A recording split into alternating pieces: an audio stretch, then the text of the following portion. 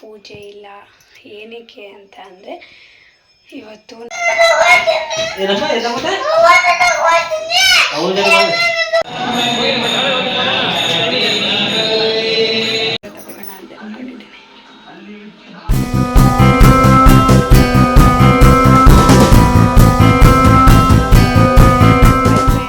ಹೇಗಿದ್ದೀರಾ? I hope ಎಲ್ಲ ಚೆನ್ನಾಗಿದ್ದೀರಾ ಅಂತ ಭಾವಿಸ್ತೀನಿ. ನಾನು ಕೂಡ ತುಂಬಾ ಚೆನ್ನಾಗಿದ್ದೀನಿ. Welcome back to my YouTube channel Kavya Rakesh. ಯಾರೆಲ್ಲ ನನ್ನ ಚಾನಲ್ನ ಫಾಲೋ ಮಾಡ್ತಾಯಿಲ್ಲ, ಸೊ ಪ್ಲೀಸ್ ಹೋಗಿ ನನ್ನ ಚಾನಲ್ನ ಸಬ್ಸ್ಕ್ರೈಬರ್ ಆಗಿ ಮತ್ತು ಪಕ್ಕದಲ್ಲಿರೋ ಬೆಲ್ ಐಕಾನ ಮಾರಿದೆ ಕ್ಲಿಕ್ ಮಾಡಿ. ಬನ್ನಿ, ಇವತ್ತಿನ ಟಾಪಿಕ್ ನೀವು ಆಲ್ರೆಡಿ ನನ್ನ ತಂಬಲ್ಲಿ ನೋಡಿರ್ತೀರ. ಹೌದು, ಇವತ್ತು ಭೀಮ್ನ ಅಮಾವಾಸ್ಯೆ. ಬನ್ನಿ, ಇವತ್ತು ನಮ್ಮ ಮನೆಯೆಲ್ಲ ಫುಲ್ ಕ್ಲೀನ್ ಮಾಡ್ತಾಯಿದ್ದೆ. ಹಬ್ಬ ಆಗೋಕ್ಕಿಂತ ಮುಂಚೆ ಒಂದ್ಸಲ ಕ್ಲೀನು, ಹಬ್ಬ ಆದಮೇಲಂತೂ ತಿನ್ನೋದು ಸಾಕು, ಆ ಕೆಲಸ ಮಾಡೋದು ಸಾಕು ಅನ್ನೋ ಥರ ಆಗ್ಬಿಡುತ್ತೆ.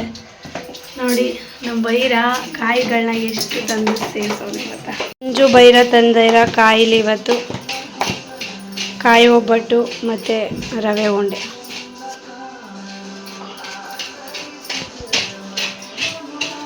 ನೋಡಿ, ಎಲ್ಲ ಕ್ಲೀನ್ ಆಯಿತು. ಇದೆಲ್ಲ ಮೇಲ್ಗಡೆ ಸಾಗಿಸ್ಬೇಕು. ಮತ್ತು ದೋಸೆ ರಮ್ಮು ಒಂದು ಎಲ್ಲ ಪಾತ್ರೆಗಳು ತೊಳ್ಕೊಟ್ಲು. ಅಡಿಕೆ ಮನೆ ಎಲ್ಲ ಅದಾದ್ರ ಜಾಗಕ್ಕೆ ನೀಟಾಗಿ ಸೇಫಾಗಿತ್ತು. ಸಿಲಿಂಡರ್ ಇಡಬೇಕು. ಗ್ಲಾಸ್ ಎಲ್ಲ ಪ್ಲಾಸ್ಟಿಕ್ ಬರ್ತಲ್ಲ. ಹಾಂ, ನಾದ ತಾನೆ ಸೋನೆ ಈಚೆ ಬುದ್ ಬುದ್ ಬತ್ತಿಯ ತಾನೆ.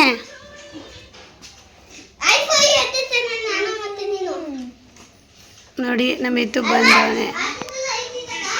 ಇಷ್ಟು ಕಾಯಿನೂ ನಾನು, ನನ್ನ ತಂಗಿ, ನಮ್ಮ ಬೈರ ಎಲ್ಲ ಸೇರ್ಕೊಂಡು ತುರಿದು ಕೂತಿದ್ದೀವಿ.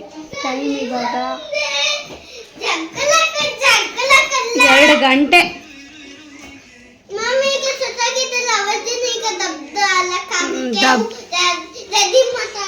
ದಬ್ದೊಳಗ ಅಲ್ಲಿ ಮಡಗ್ಬಿಟ್ಟು ಶೂ ಬಿಚ್ಚಾಕ್ಬಿಟ್ಟು ಬಾವುಗೋಯ್ತು. ಎಲ್ಲ ಭೀಮ್ನ ಅಮಾವಾಸ್ಯೆ ಪೂಜೆ ಮಾಡಿ ಫೋಟೋ ವಿಡಿಯೋ ಹಾಕ್ತಾರೆ. ಮುಖನೂ ತೊಳಿಬೇಕು. ನಮ್ಮ ಬಾಡೆ ಇತ್ತು. ನನ್ನ ಕಷ್ಟ ಯಾರಿಗೆ? 2:30 ಆಗಿದೆ. 2:30 ಆಗಿದ್ರೂ ಸ್ನಾನ ಇಲ್ಲ, ಪೂಜೆ ಇಲ್ಲ. ಏನಕ್ಕೆ ಅಂತ ಅಂದರೆ ಇವತ್ತು ನಮ್ಮ ಏರಿಯಾದಲ್ಲಿ ಒಬ್ಬ ಅಜ್ಜಿ ತೀರೋಗ್ಬಿಟ್ಟಿದ್ದಾರೆ. ಸೊ ಹಾಗಾಗಿ ನಾವಿನ್ನೂ ಯಾವುದೇ ಥರ ನೀರೊಲೆ ಆಗಲಿ ಹಚ್ಚಿಲ್ಲ. ಸೊ ಹಾಗಾಗಿ ಅವರು ಹೋದ ಮೇಲೆ ನಾವು ಮಾಡೋಣ ಅಂತ ಹೇಳ್ಬಿಟ್ಟು ಯಾವುದೇ ಥರ ಪೂಜೆ ಆಗಲಿ ಸ್ನಾನ ಆಗಲಿ ಮಾಡಿಲ್ಲ. ಲೇಟಾಗಿ ಮಾಡೋಣ ಅಂತ ಹೇಳಿ ಒಂದೇ ತವಿರತವ ಥರ ಮಾಡೋದು ಕೂಡ ತಪ್ಪು. ಸೊ ಹಾಗಾಗಿ ಮಾಡಿಲ್ಲ. ಅದು ಬಿಟ್ಟು ಬೇರೆ ಏನೂ ರೀಸನ್ ಇಲ್ಲ. ಅದಾದಮೇಲೆ ನೆನ್ನೆ ಎಲ್ಲ ಹಬ್ಬ ಆಗಿತ್ತಲ್ವ. ಹಬ್ಬ ಮಾಡೋದಕ್ಕಿಂತ ಮುಂಚೆ ಮನೆ ಕ್ಲೀನಿಂಗು ಅದು ಇದು ಅಂತ ಇರುತ್ತೆ. ಹಬ್ಬ ಆದಮೇಲಂತೂ ಇನ್ನೂ ಡಬಲ್ ಕ್ಲೀನಿಂಗ್ ಇರುತ್ತೆ. ಏಕೆಂದರೆ ವೆಜ್ ಆದರೆ ಏನೋ ನೋಡ್ಬೋದು, ಬಟ್ ನಾನ್ ವೆಜ್ ಆಗ್ಬಿಟ್ರಂತೂ ಎಲ್ಲೇ ಹೋಗಲಿ ಪ್ರತಿಯೊಂದು ಪಾತ್ರೆ ಕೂಡ ಅದೇ, ಎಷ್ಟು ಸಲ ತೊಳೆದಿದ್ರು ಕೂಡ ಅದೇ ಸ್ಮೆಲ್ ಬಂದಿರುತ್ತೆ. ಸೊ ಹಾಗಾಗಿ ಮನೆಯೆಲ್ಲ ಫಸ್ಟು ಒಂದು ಕಡೆಯಿಂದ ಅಂದರೆ ಒಳಗಡೆನೇ ನೀಟಾಗಿ ಪಾತ್ರೆ ಎಲ್ಲ ತೊಳೆದು ಎಲ್ಲನೂ ಎತ್ತಿ ಕಟ್ಟಿ ನೀಟಾಗಿ ಜೋಡಿಸಿದ್ದೀವಿ. ಆಮೇಲೆ ಕಾಯಿ ಎಲ್ಲ ನಮ್ಮ ಸಜ್ಜು ಮತ್ತು ಬೈರ ಕಲೆಕ್ಟ್ ಮಾಡಿದರು. ಅದರಲ್ಲಿ ನೋಡಿ ಒಂದಷ್ಟು ಎಲ್ಲನೂ ತುರಿದಿಟ್ಕೊಂಡು ಮತ್ತು ರವೆ ಉಂಡೆ ಮತ್ತು ಕಾಯಿ ಒಬ್ಬಟ್ಟು ಮಾಡೋಣ ಅಂತ ಹೇಳ್ಬಿಟ್ಟು ಅದನ್ನಾರು ಮಾಡೋಣ ಅಂದ್ಬಿಟ್ಟು ಅದನ್ನು ಮಾಡ್ಕೋತಾ ಇದ್ವಿ. ಸೊ ಫೈನಲಿ ಕಾಯಿ ಎಲ್ಲ ತುರಿದಿಟ್ಟಾಯಿತು. ಮತ್ತು ರವೆ ಉಂಡೆ ಅಂತ ರವೆ ಎಲ್ಲ ಹುರಿದು ಸಕ್ಕರೆ ಎಲ್ಲ ಹಾಕಿ ಇಟ್ಟಿದ್ದಾರೆ. ಬನ್ನಿ ತೋರಿಸ್ತೀನಿ. ನೋಡಿ, ಎಲ್ಲ ರೆಡಿ ಮಾಡಿ ಇಟ್ಟಿದ್ದಾರೆ. ಏನಪ್ಪ ಅಂದರೆ ಇವಾಗ ಉಂಡೆ ಕಟ್ಟೋದಷ್ಟೇ ಬಾಕಿ. ಅದನ್ನು ಮಾಡಿದ್ರೆ ಆಯಿತು. ಇನ್ನು ಈ ಕಾಯಿ ಬಂದು ಕಾಯಿ ಒಬ್ಬಟ್ಟಿಗೆ ಅಂತ ರೆಡಿ ಮಾಡ್ತಾಯಿದ್ದೀವಿ. ನೋಡಿ, ಆವಾಗಲೇ ಒಂದಷ್ಟು ಪಾತ್ರೆ ಎಲ್ಲ ತೊಳೆದು ಎಲ್ಲ ಸೇಫಾಗಿ ಎತ್ತಿಟ್ಟಾಯಿತು. ಇವಾಗ ಇದಿಷ್ಟು ತೊಳೆದಾಯಿತು. ಇನ್ನೂ ಐತೆ, ಅಲ್ಲೊಂದು ಸ್ವಲ್ಪ ಕಾಯಿ ಇದೆ. ಅದೆರಡನ್ನೂ ಸೇರಿ ಕಾಯಿ ಒಬ್ಬಟ್ಟು ಮಾಡಬೇಕು. ಮನೇಲಿ ಇನ್ನೂ ಬೇಜಾನು ಕೆಲಸ ಐತೆ. ಬಟ್ಟೆ ನೈಟೇ ಮಿಷಿನ್ಗೆ ಹಾಕಿದ್ವಿ. ಮಳೆ ಅಂತೂ ಫುಲ್ಲು, ಬಟ್ಟೆ ಒಣಗಕ್ಕೋಕ್ಕೂ ಜಾಗ ಇಲ್ಲ. ಪಾಪ ಕಾರ್ಯಕ್ಕೂ ಪಾಪ ಅವ್ರನ್ನ ತೊಗೊಂಡೋಗೋದಕ್ಕೂ ಕೂಡ ಮಳೆ ಇದಾಗ್ತಾ ಇಲ್ಲ. ಅಂದರೆ ಜೋರಾಗೇನು ಬರ್ತಾಯಿಲ್ಲ, ಸಣ್ಣ ಸಣ್ಣದಾಗಿ ಹನಿ ಬರ್ತಾಯಿದೆ. ಸೊ ಹಾಗಾಗಿ ಏನಾಗುತ್ತೋ ಗೊತ್ತಿಲ್ಲ, ಅವ್ರ ಆತ್ಮಕ್ಕೆ ಶಾಂತಿ ಸಿಗಲಿ. ಬಟ್ಟೆ ಎಲ್ಲ ಒಣಗಾಕಬೇಕು, ಮನೆಯೆಲ್ಲ ಇನ್ನು ಮಣ್ಣು ನೆಲೆ ಎಲ್ಲ ಅದೆಲ್ಲ ಕ್ಲೀನ್ ಮಾಡಬೇಕು. ನನ್ನ ಮಗ ಇಲ್ಲಿ ಮೊಬೈಲ್ ಹಿಡ್ಕೊಂಡು ಮಲಗಿದ್ದಾನೆ, ನನ್ನ ತಂಗಿ ಫೋನ್ ಹಿಡ್ಕೊಂಡು ನೋಡ್ತಾಳೆ. ಏನು ಮಾಡೋದು?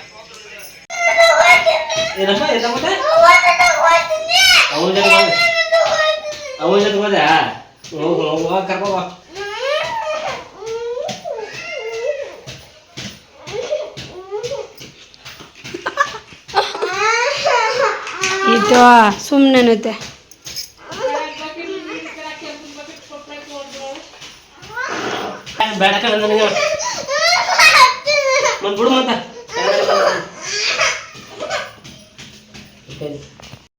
ನಾನು ಕೂಡ ಸ್ನಾನ ಮಾಡಿಕೊಂಡು ಸ್ಯಾರಿ ಹಾಕ್ಕೊಂಡು ರೆಡಿ ಆದೆ, ಪೂಜೆ ಮಾಡಬೇಕಲ್ಲ. ಸೊ ಹಾಗಾಗಿ 6:20 ಆಗೇ ಹೋಯ್ತು ಟೈಮ್ ಕೂಡ. ರಾಖಿಯವರು ನಮ್ಮ ಮಿಥುನ ಗೋಳಿಗೆ ಕೊಡೋದು ಅಂದರೆ ಒಂಥರ ಇಷ್ಟ. ಅವಾಗಂತೂ ಅವ್ರು ಏನೇ ಹೇಳಿದ್ರು ಕೆಲಸ ಮಾಡ್ತಾನೆ. ಏಕೆಂದರೆ ಎಲ್ಲರೂ ಕರ್ಕೊಂಡು ಹೋಗಬೇಕು ಅಂತಂದರೆ ಅವನ್ನ ಬೇಡ ಬೇಡ ಅಂತ ನಾನು ಮತ್ತು ಅವರು ರೇಗಿಸ್ತಾ ಇರ್ತೀವಿ. ಆಗ ಅವನೊಂಥರ ಅಳ್ತಾ ಇದು ಮಾಡ್ತಿರ್ತಾನೆ. ಅದೊಂಥರ ಮುಗ್ಧತೆ. ಇವಾಗ ನಮಗೆ ಖುಷಿಯಾಗುತ್ತೆ, ಮುಂದೆ ಅದೆಲ್ಲ ಸಿಗೋಲ್ಲ. ಸೊ ಹಾಗಾಗಿ ನಾವು ಈ ಮೂಮೆಂಟ್ನ ಎಂಜಾಯ್ ಮಾಡ್ಕೋತಾ ಇದ್ವಿ. ಹಾಗೆಯೇ ಅವನದು ಕೂಡ ಸ್ನಾನ ಮಾಡಿಸ್ದೆ. ಅವನು ಅವರಪ್ಪನೂ ಇದೇ ಥರನೇ, ಅಂದರೆ ಬರೀ ಮೈಲಿ ಥರ ಪೂಜೆ ಮಾಡೋದು. ಸೊ ಹಾಗಾಗಿ ಅವನು ಕೂಡ ನಾನು ಪಪ್ಪನ ಥರ ಮಾಡ್ತೀನಿ ಅಂತ ಹೇಳ್ಬಿಟ್ಟು ಇವತ್ತು ಹಾಗೆಯೇ ಟವಲಲ್ಲಿ ಮಾಡ್ತಾಯಿದ್ದಾನೆ. ಮಕ್ಕಳು ನಾವು ಹೇಗೆ ಮಾಡ್ತೀವಿ, ಹೇಗಿರ್ತೀವಿ ಅನ್ನೋದನ್ನು ತುಂಬಾ ಅಬ್ಸರ್ವ್ ಮಾಡ್ತಾರೆ. ಅದಕ್ಕೆ ನಾವು ಮಕ್ಕಳು ಮುಂದೆ ಒಳ್ಳೊಳ್ಳೆ ವಿಷಯಗಳನ್ನ ಮಾತಾಡಬೇಕು. ನಮ್ಮನ್ನು ನೋಡಿ ಮಕ್ಕಳು ಕಲಿತಾರಂತೆ, ಅದು ನಿಜ ತುಂಬಾ. ಏಕೆಂದರೆ ನನ್ನ ಮಗ ನಮ್ಮನ್ನು ನೋಡಿನೇ ಜಾಸ್ತಿ ಅನುಸರಿಸೋದು. ಹಾಗೆಯೇ ಭೀಮನಮೋಸೆ ಪೂಜೆಗೆ ಅಂತ ಎಲ್ಲನೂ ರೆಡಿ ಮಾಡಿಕೊಂಡೆ. ಪೂಜೆ ಎಲ್ಲ ಆಯಿತು ದೇವ್ರ ಮನೇಲಿ. ನಾನು ಪಾದ ಪೂಜೆ ಮಾಡೋದಕ್ಕೆ ಅಂತ ರೆಡಿ ಆಗಿದ್ದೆ. ಅಷ್ಟರಲ್ಲಿ ಟೈಮ್ ನೋಡಿದೆ 7 ಗಂಟೆ ಆಗಿತ್ತು. 7 ಗಂಟೆ ಗುಳಿಗೆ ಕಾಲ ಇತ್ತು. ಸೊ ಈ ಟೈಮಲ್ಲಿ ಮಾಡಬಾರ್ದು ಅಂತ ನನ್ನ ಫ್ರೆಂಡು ಹೇಳಿದ್ಲು. ಹಾಗೆಯೇ ನಮ್ಮ ಅಕ್ಕ ಕೂಡ ಬಂದು ಹೇಳಿದ್ರು ಬೇಡ ಇವಾಗ ಅಂತ. ಆವಾಗ ಇನ್ನೂ 2 ಅವರ್ ಇತ್ತಲ್ಲ, ಅದಕ್ಕೆ ರಾಯರ ಮಠಕ್ಕೆ ಹೋಗಿದ್ದು ಬಂದುಬಿಡೋಣ ಅಂತ ಹೇಳಿಬಿಟ್ಟು ಎಲ್ಲರೂ ಕೂಡ ರಾಯರ ಮಠಕ್ಕೆ ಹೊರಟಿದ್ವಿ. ನಮ್ಮ ಬ್ರಹ್ಮು ಇದೇ ಫಸ್ಟು ಅಲ್ಲಿಗೆ ಹೊರಡ್ತಾ ಇರೋದು. ಇದು ಬಂದು ಚಿಕ್ಕಳ್ಳಿ ಹತ್ರ ಇರೋದು. ತುಂಬಾ ಚೆನ್ನಾಗಿದೆ ಫ್ರೆಂಡ್ಸ್. ಒಂದು ಸಲ ನೀವು ಕೂಡ ವಿಸಿಟ್ ಮಾಡಿ. ನಾನು ಇದನ್ನು ಸೇರಿ 3 ಸಲ ಹೋಗ್ತಾ ಇರೋದು. ಮೈಸೂರಲ್ಲಿರೋರ್ಗಾದರೆ ತುಂಬ ಹತ್ರ ಆಗುತ್ತೆ, ದೂರದಲ್ಲಿರೋರಂತೂ ಒನ್ ಡೇ ಬಂದು ಹೋಗ್ಬೋದು. ಅದರಲ್ಲೂ ನೀವು ಹುಣ್ಣಿಮೆ ಮತ್ತು ಅಮಾವಾಸ್ಯೆ ದಿನ ಅಂತೂ ಮಿಸ್ ಮಾಡಿಕೊಳ್ಳೇಬೇಡಿ. ಆ ದಿನ ಮಾತ್ರ ರಾಯರಿಗೆ ತುಂಬ ಚೆನ್ನಾಗಿ ಅಲಂಕಾರ ಮಾಡಿರ್ತಾರೆ. ವಿಡಿಯೋನ ಸ್ಕಿಪ್ ಮಾಡದೆ ಕೊನೆ ತನಕ ನೋಡಿ.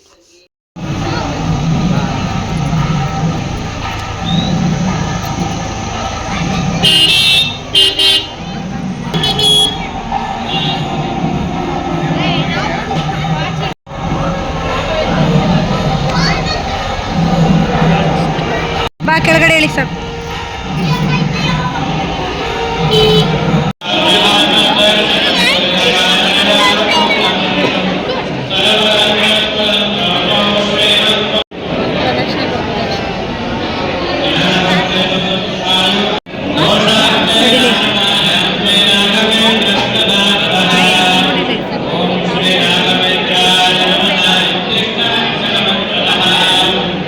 ಇವತ್ತು ಹುಣ್ಣಿಮೆ ಆಗಿರೋದ್ರಿಂದ ರಾಯರನ್ನ ತೇರಲ್ಲಿ ಕೂರಿಸಿ 3 ರೌಂಡ್ಸು ತೇರಲ್ಲಿ ಮೆರವಣಿಗೆ ಮಾಡ್ತಾರೆ. ಅಂದರೆ ಒಳಗಡೆನೆ ತುಂಬಾ ಚೆನ್ನಾಗಿರುತ್ತೆ. ಆವಾಗ ಮಂತ್ರಗಳನ್ನು ಹೇಳ್ತಾ ಅವರು ರೌಂಡನ್ನು ಹಾಕ್ಸೋದು.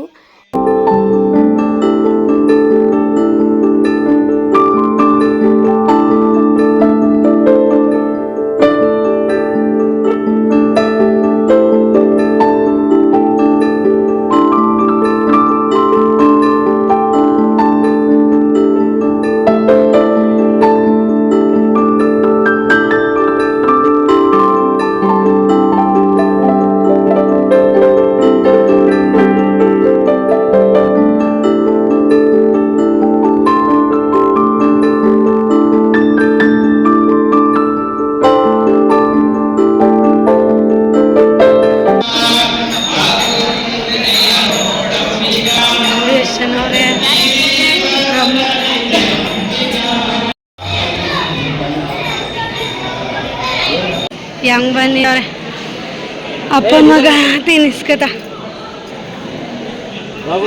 ಇರು ಅವರು ಬರಲಿ. ಇವಾಗ ಪ್ರಸಾದ ಎಲ್ಲ ಆಯಿತು, ಆಯ್ತಾ ಆಯ್ತು. ನಿಜವಾಗ್ಲೂ ಸಖತ್ತಾಗಿತ್ತು ಇವತ್ತಂತೂ ದರ್ಶನ. ನೋಡಿ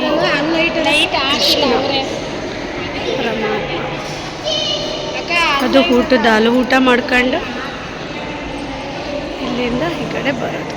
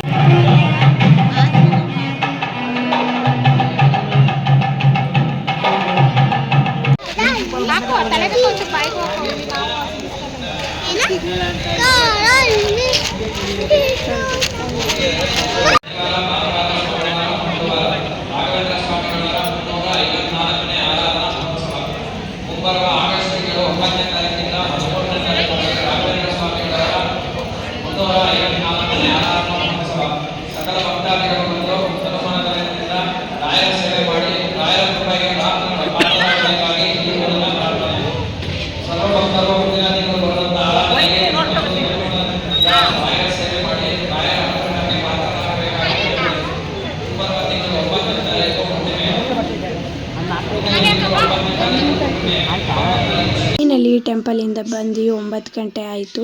ಇವಾಗ ಪೂಜೆ ಮಾಡೋದಕ್ಕೆ ಒಳ್ಳೆ ಟೈಮ್ ಅಂತ ಹೇಳಿದ್ರು.